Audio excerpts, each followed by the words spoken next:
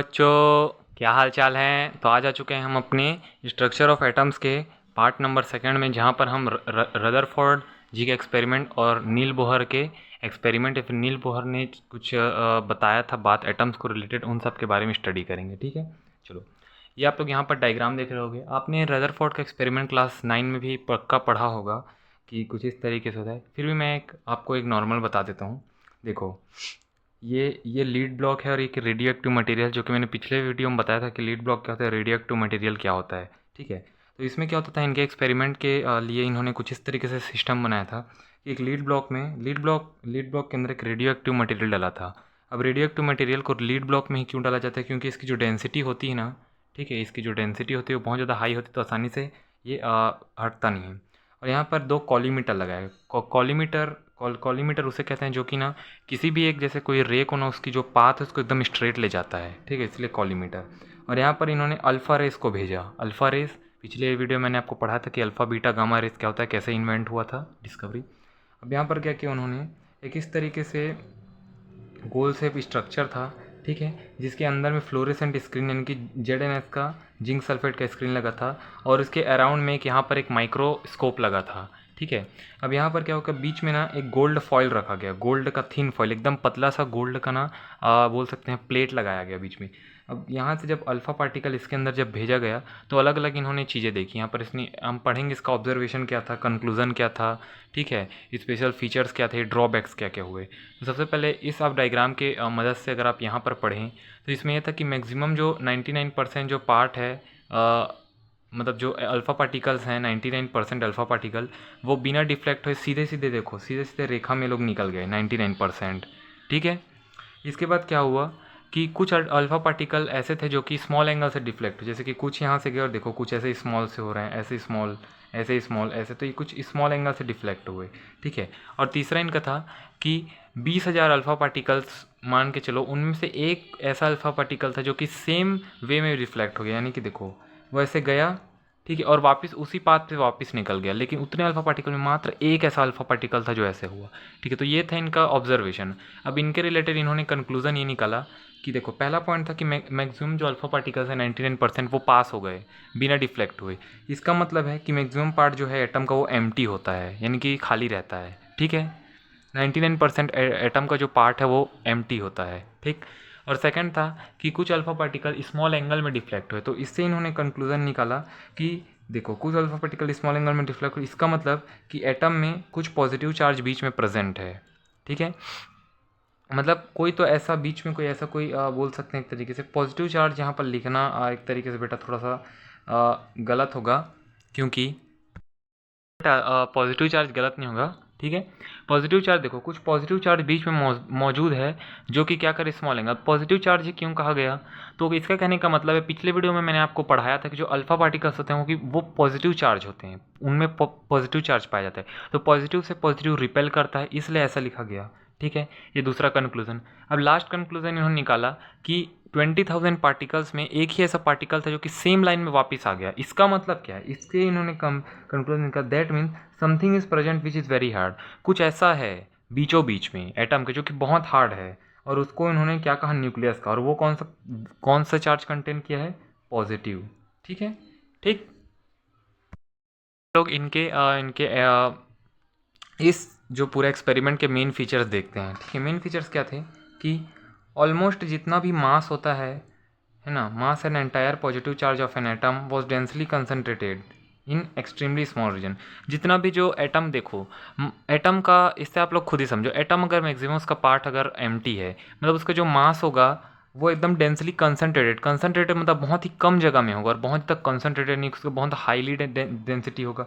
और जो एंटायर जो पॉजिटिव चार्ज है वो डेंसली कंसनट्रेटेड स्मॉल रीजन इसलिए क्योंकि 99% उसका खाली है ना हिस्सा, तो मतलब बहुत उसका जो मास होगा, मतलब जो एक एटम का मास कंसिडर किया जाएगा, और सेकेंड थिंग उसका जो पॉजिटिव चार्ज कंसनट्रेट किया जाएगा बहुत स्मॉल रीजन में रहेगा, मतलब छोटे से जगह में रहेगा एक एटम के। ठीक है, और बहुत कंसनट्रेटेड रहेगा, नहीं उसका डेंसिटी बहुत अच्छा खासा हाई रहेगा और बहुत हार्ड रहेगा, और इसी को इन्होंने न्यूक्लियस कहा, रदरफोर्ड जी ने इसी को न्यूक्लियस भी कहा। ठीक है, अब सेकंड था कि this nucleus surrounded by electron that move around the nucleus with a very high speed. ठीक है, in circular path called orbit. ठीक है, अब जो ये जो न्यूक्लियस है इसके अराउंड आप लोग एटम में पढ़े होंगे कि कौन क्या रिवॉल्व करता है, इलेक्ट्रॉन। तो इन्होंने ये बताया कि इसके बाहर इलेक्ट्रॉन्स रिवॉल्व करते हैं, ठीक है, एक सर्कुलर पाथ में रिवॉल्व करते हैं, गोल पाथ में, और उनको ऑर्बिट कहा गया, ठीक है, ये इन्होंने यहाँ से नाम दिया। और लास्ट इनका फीचर्स में था कि इलेक्ट्रॉन और nucleus are held together by an electrostatic force by attraction.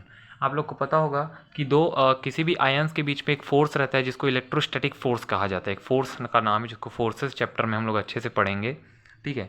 तो इसमें बताया गया कि जो इलेक्ट्रॉन है और जो न्यूक्लियस के अंदर जो भी पॉजिटिव चार्ज होगा या नेगेटिव पॉजिटिव, तो दोनों आपस में बिल्कुल ऐसे पकड़े हुए हैं दोनों एक दूसरे को। कौन से फोर्स से? इलेक्ट्रोस्टैटिक फोर्स के, अट्रैक्शन फोर्स से, ठीक है, अट्रैक्शन नहीं, एक दूसरे से खिंचाव के, ठीक है, ये था। अब इनका हम ड्रॉबैक्स देखते हैं कि कुछ ना कुछ इन्होंने बताने से मिस्टेक किया होगा।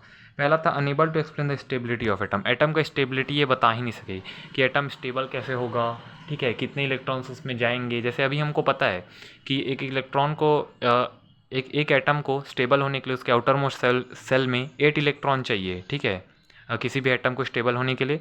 वो ये नहीं बता पाए। Unable to extend distribution of electron and energy. अब वो ये नहीं बता सके, ऑर्बिट तो बता दे बट कितने ऑर्बिट में कितने इलेक्ट्रॉन आएंगे, उनका एनर्जी क्या होगा, ये भी ये नहीं बता सके। और last, unable to explain the line spectra of electron.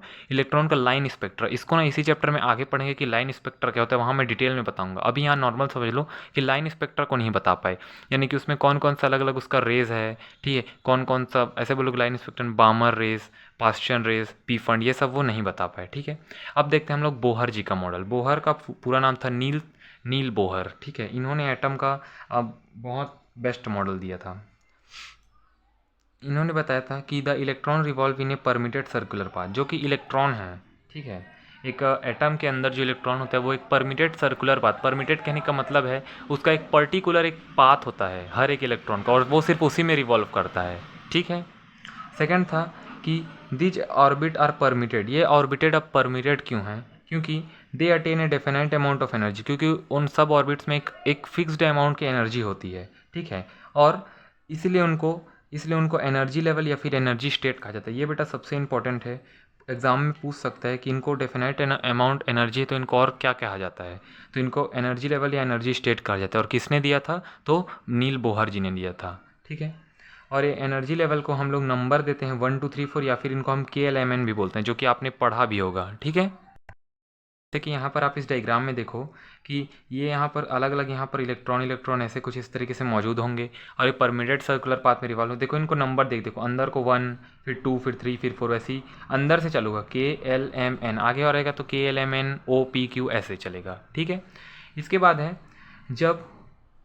जब इलेक्ट्रॉन एक पर्टिकुलर एनर्जी लेवल में के ऑर्बिट में वो लोग जब रिवॉल्व करते हैं तो ना ही इलेक्ट्रॉन अपना एनर्जी लूज करते हैं ना ही गेन करते हैं, ठीक है। इसलिए इलेक्ट्रॉन हैव ऑलवेज फिक्स्ड और स्टेशनरी। इसलिए इलेक्ट्रॉन हमेशा उनके पास एनर्जी फिक्स्ड और स्टेशनरी एनर्जी होती है, ठीक है। कभी आपने सोचा है कि कोई भी चीज़ कभी भी मोशन करता है तो कुछ ना कुछ अपना एनर्जी लॉस करता है, तो इलेक्ट्रॉन तो कंटिन्यूसली मोशन करता है और बहुत ही हाई स्पीड से। तो सोचा होगा, तो कभी आपने सोचा भी होगा कि कभी वो स्टॉप क्यों नहीं होता अपनी एक जगह पर, तो उसका रीज़न यही है, ये इसी है क्योंकि वो एक पर्टिकुलर एनर्जी लेवल में मूव करता है, एक पर्टिकुलर एनर्जी वाले ऑर्बिट्स में मूव करता है। इसलिए ना वो गेन कर सकता है ना वो लूज़ कर सकता है। इसलिए उनकी एनर्जी फिक्स्ड और स्टेशनरी रहता है, जिसको हम लोग उनका नॉर्मल या फिर ग्राउंड स्टेट भी कहते हैं, ठीक है। इसके बाद है the angular momentum of an electron is quantized, जो कि ये होता है। देखो अब एंगुलर मोमेंटम क्या होता है, इसको हम लोग ना रोटेशनल चैप्टर में बहुत अच्छे से पढ़ेंगे फिजिक्स के। एंगुलर मोमेंटम का आप ये मतलब समझ लो कि किसी भी रोटेटिंग ऑब्जेक्ट, जैसे कोई भी ऑब्जेक्ट, जैसे देखो ये पेन कुछ इस तरीके से अगर ऐसे रोटेट कर रहा है मेरे हाथ में, ठीक है, तो इसको हम लोग इसके मोमेंट ऑफ इनर्शिया और इसके एंगुलर वेलोसिटी से कंसिडर करते हैं। इसे नॉर्मल समझ लो, ठीक है, जो कि ये उसका फॉर्मूला होता है mvr=h/ν। ये प्लैंक्स कांस्टेंट होता है, ठीक है। आगे चल के इसको पढ़ेंगे, h का मतलब प्लैंक्स कांस्टेंट और 2π, ठीक है। इसके बाद इनका लास्ट है कि when some external energy is supplied to electron. जब कोई जैसे किसी एटम को अगर हम किसी एक्सटर्नल एनर्जी अगर दे रहे हैं, ठीक है, किसी भी इलेक्ट्रॉन को कोई भी ऑर्बिट का, तो क्या करेगा, उस एनर्जी को एब्जॉर्व करेगा, ठीक है, और अपने हाइयर एनर्जी लेवल पर जंप कर जाएगा, ठीक है। ठीक है, by absorbing a fixed amount of energy, एक फिक्स्ड अमाउंट ऑफ एनर्जी को एब्जॉर्व करके अपने हायर लेवल ऑफ एनर्जी में जंप कर जाएगा, जो कि उसको इसको बताया जाता है। जैसे कि मान के चलो ये मेरा पहला ऑर्बिट है, ठीक है, ये मेरा दूसरा ऑर्बिट है, इसमें मेरा 1 इलेक्ट्रॉन, इसमें मेरा 2। मैं एग्जाम्पल दे रहा हूँ ना, रियलिटी में ऐसा एनर्जी नहीं होता जो मैं भी बोलूँगा। मान के चलो इसका एनर्जी मेरा 10 है, ठीक है, और इसका एनर्जी मेरा 14 है। तो क्या करेगा, जैसे मैं बाहर से अगर इसको कोई इस तरीके से एनर्जी दे रहा हूँ तो क्या करेगा, ये एब्जॉर्व करेगा, ठीक है, ये 4 एनर्जी एब्जॉर्व करेगा और क्या करेगा, दूसरे में जंप कर जाएगा ये इलेक्ट्रॉन। तो यही बोला fixed amount of energy absorb करके ये जंप कर जाता है। और इसी को देखो, इसी को इसका जब ये जंप करता है तो जिसमें जंप करता है वहीं उसका एक्साइटेड स्टेट होता है, उसी को हम लोग एक्साइटेड स्टेट भी कहते हैं, ठीक है, और जिसमें पहले रहता है उसको ग्राउंड स्टेट। ठीक है बेटा।